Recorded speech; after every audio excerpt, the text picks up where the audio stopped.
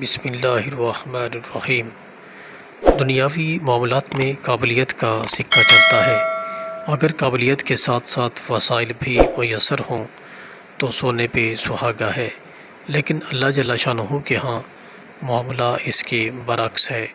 بارگاہ الہی میں قابلیت کی جگہ قبولیت کا اصول کار فرما ہے۔ آپ صلی اللہ علیہ وسلم نے ارشاد فرمایا کہ اللہ تعالیٰ تمہاری صورتوں کو اور مال و دولت کو نہیں دیکھتے، بلکہ تمہارے اخلاص اور اعمال کو دیکھتے ہیں۔ جس شخص میں جتنا زیادہ اخلاص ہوگا، اللہ تعالیٰ کے نزدیک وہ اتنا ہی معتبر ہوگا۔ نبی کریم صلی اللہ علیہ وسلم کے زمانہ میں ابو لہب علم و دانش میں کسی سے کم نہ تھا۔ ابو جہل کی کنیت ہی ابو الحکم تھی، لیکن ان کی دانش، ان کا مال و دولت ان کے کسی کام نہ آیا۔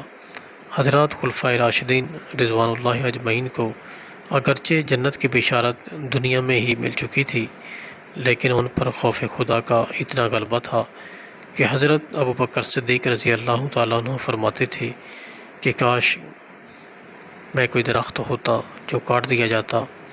حضرت عمر رضی اللہ تعالیٰ عنہ بسا اوقات ایک تنکا ہاتھ میں لیتے اور فرماتے کہ کاش میں یہ تنکا ہوتا۔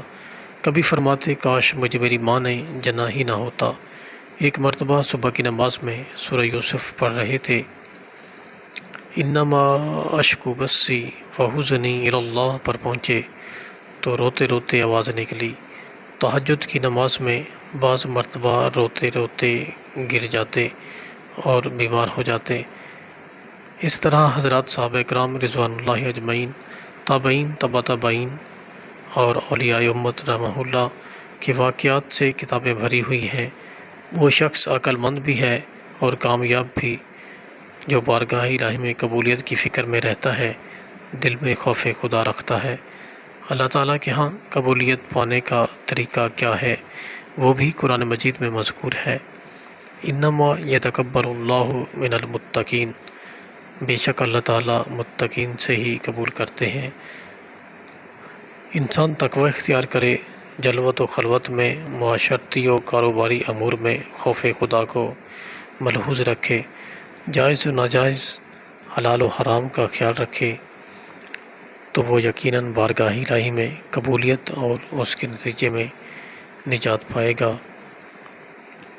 اللہ پاک ہمیں سمجھنے اور عمل کرنے کی توفیق عطا فرمائے، آمین یا رب العالمین۔